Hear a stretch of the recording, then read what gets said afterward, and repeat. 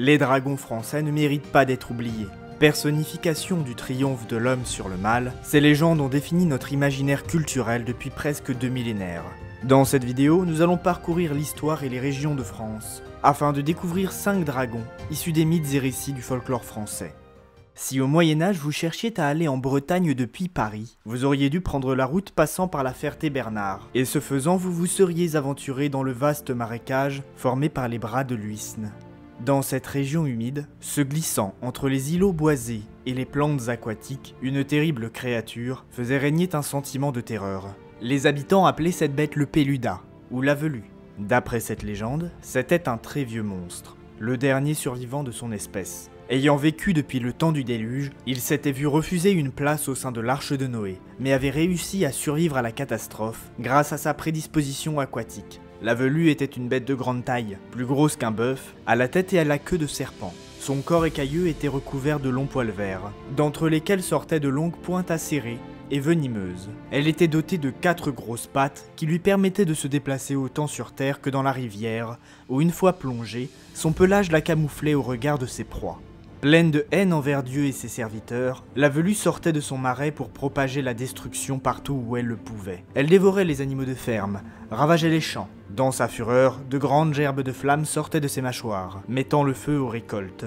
Lorsque les habitants de la Ferté-Bernard sortaient des murs de la ville pour la traquer, la bête plongeait dans les eaux de la rivière. Cette dernière gonflait alors et sortait de son lit, dispersant les chasseurs et détruisant les champs sur des kilomètres. Le Péluda n'hésitait pas à s'attaquer aux hommes pour les dévorer. Il dévorait les femmes et les enfants, toujours attirés en priorité par les personnes les plus vertueuses ou les plus innocentes. Mais c'est ce trait qui un jour causa sa perte. La légende racontait que la Velue s'empara d'une jeune fille, que les habitants appelaient l'Agnelle. Le monstre entraîna la malheureuse sous un pont pour en faire son repas. Mais cette dernière avait un fiancé. Dès que celui-ci avait appris la nouvelle, il s'était précipité, l'épée à la main, à la poursuite du dragon. La bête et le jeune homme livrèrent bataille sur le pont enjambant l'Huisne. Le combat parut désespéré, jusqu'à ce qu'un coup d'épée ne vienne trancher la queue du Péluda, le seul endroit de son corps où il était vulnérable, provoquant sa mort. La légende n'est pas claire sur le sort de l'Agnelle, mais le corps de la bête fut ensuite emmené et paradé en ville, à la grande joie des habitants. Sortons des marais et traversons la France. On aurait pu penser qu'une métropole aussi grande et ancienne que celle de Lyon n'aurait pas eu à craindre le dragon. Mais c'est mal connaître ce mythe, qui apparaît lorsque l'urbain entre en contact avec une rivière.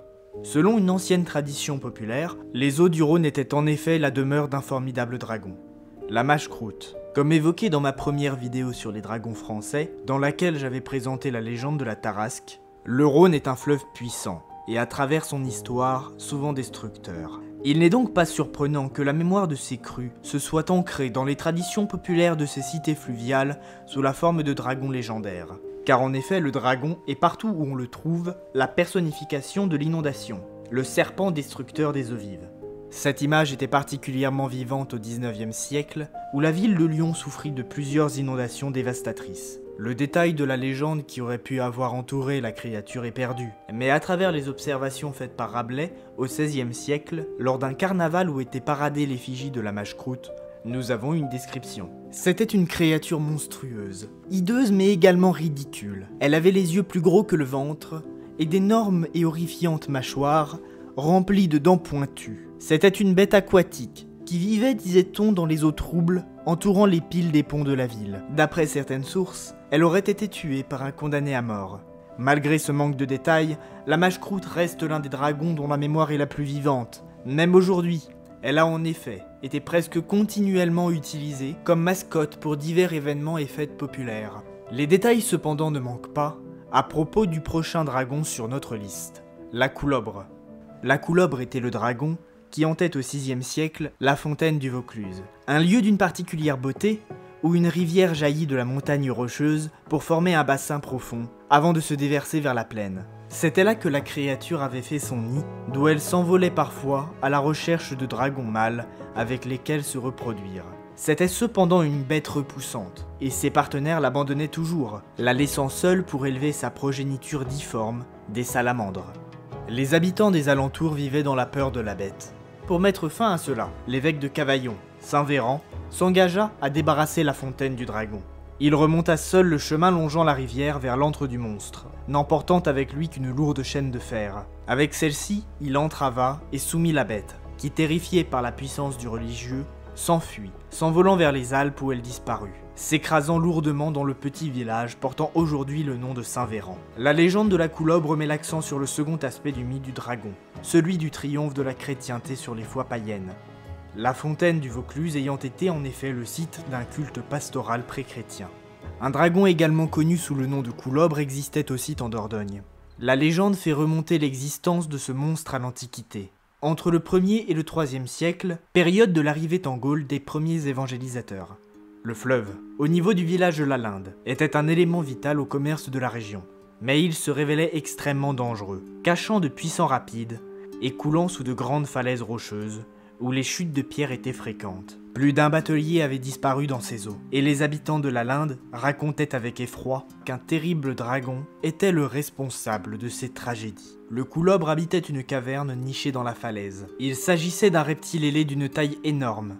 Son corps était si long qu'on disait qu'il pouvait descendre boire dans la rivière sans que sa queue ne quitte le haut de la colline. Les attaquant du ciel ou de la rivière, le dragon dévorait régulièrement les voyageurs et les paysans de la région. C'est le légendaire évêque de Périgueux, Saint Front, qui vint libérer le pays de cette menace. Traversant seul la rivière, il escalada la falaise jusqu'à la grotte où se reposait le monstre. Arrivé face à la créature, il fit appel à toute l'autorité divine qu'il pouvait commander, et ordonna au dragon de disparaître à jamais de la vue des hommes. Le Coulobre plongea alors dans la Dordogne, qu'il descendit jusqu'à la mer et ne fut plus jamais observé. Les habitants de la région, reconnaissant, bâtirent une chapelle en l'honneur de leur sauveur, et la foi chrétienne fit un pas de plus en Gaule. Quelques siècles plus tard, en Normandie, une autre légende naquit autour du petit village rural de Villedieu-les-Bailleuls, alors appelé Villedieu-les-Roches. Non loin de l'église, dépassant à peine parmi les champs, une formation rocheuse cachait une fosse, au bout de laquelle s'ouvrait une sombre grotte. Dans cette caverne vivait un serpent mangeur d'hommes, une terrible hydre, capable de cracher le feu par ses multiples têtes. Le monstre chassait la nuit dans les champs alentours, traquant soit un bœuf, soit un mouton, mais n'hésitant jamais à dévorer une femme ou un enfant. Les habitants avaient fait de nombreuses pétitions pour demander l'aide de leur seigneur, mais ce dernier était un tyran égoïste, qui n'avait que faire du malheur de ses sujets. Aussi, les disparitions continuaient. Les habitants prirent donc l'habitude de sacrifier une grande bassine de lait à la bête pour la satisfaire. Mais cette solution ne dura pas. Un soir, l'hydre sortit à la recherche d'une proie plus consistante. Par un triste coup du sort, le premier malheureux qui croisa sa route fut le neveu du seigneur. L'hydre, affamé, le mit en pièces. La nouvelle fut un choc pour toute la région, et le seigneur de Bailleul, se sentant personnellement attaqué, fou de rage, jura de se venger du monstre. Il établit un plan rusé. Il fit d'abord apporter à la bête 2 moutons pour la rassasier, et fit remplir la bassine non pas de lait mais de vin, afin de l'étourdir. Le lendemain, il endossa sa plus solide armure, prit son épée et partit combattre le serpent. Son plan avait fait effet. La bête, lente dans sa torpeur, ne réagit pas assez vite, et le baron frappa violemment la tête principale de l'hydre, la neutralisant d'un coup. Cependant, cela réveilla la créature, qui projeta des torrents de flammes vers le baron. Alors que le seigneur ébloui commençait à reculer, le plafond de la grotte céda, et vint les écraser tous les deux. À en croire la légende, les villageois observant la scène poussèrent un soupir de soulagement. D'un même coup, ils avaient été débarrassés de 2 monstres, l'hydre et le tyran. Le VIe siècle est une période charnière dans l'enracinement du christianisme en France. C'est une période de bouleversement, qui voit une arrivée massive des populations celtes depuis l'Angleterre, fuyant devant les envahisseurs saxons. C'est dans ces temps troublés, où va naître la légende du roi Arthur, que saint Armel débarque en France, ignorant certainement que quelques années plus tard, il y terrasserait un effroyable dragon, la guibre de Ploermel. Après un séjour à la cour des rois mérovingiens, il s'installe en Bretagne, où il se constitue un petit fief jusqu'à la lisière de la forêt de Brocéliande. Cependant, un terrible reptile ailé vivait sur les terres de son ami, le seigneur Guy de Guibourg. On l'appelait la Guivre, la Guibre, ou simplement la bête de Guibourg. C'était un terrible dragon cracheur de feu aux écailles vertes. Saint Armel se proposa pour résoudre le problème. D'une façon rappelant les légendes de la gargouille de Rouen et celle de la Tarasque, l'évêque utilisa son étole pour se saisir du cou de la bête et la soumettre. Saisissant le monstre entravé, Il gravit une colline proche et jeta la guivre dans le cours d'eau en contrebas. Selon les sources, soit dans la Seiche, soit dans l'Yvel. En récompense de son exploit, le seigneur local décida de céder les terres de Ploermel à Saint-Armel, qui en fit le centre de son domaine breton. La légende du dragon est un élément central des anciennes traditions populaires. Toutefois, ces créatures ne sont pas forcément les bêtes les plus intéressantes ou les plus uniques du folklore français. Pour découvrir celle-ci, j'ai ici une vidéo sur les animaux fantastiques des légendes de France qui devrait piquer ta curiosité.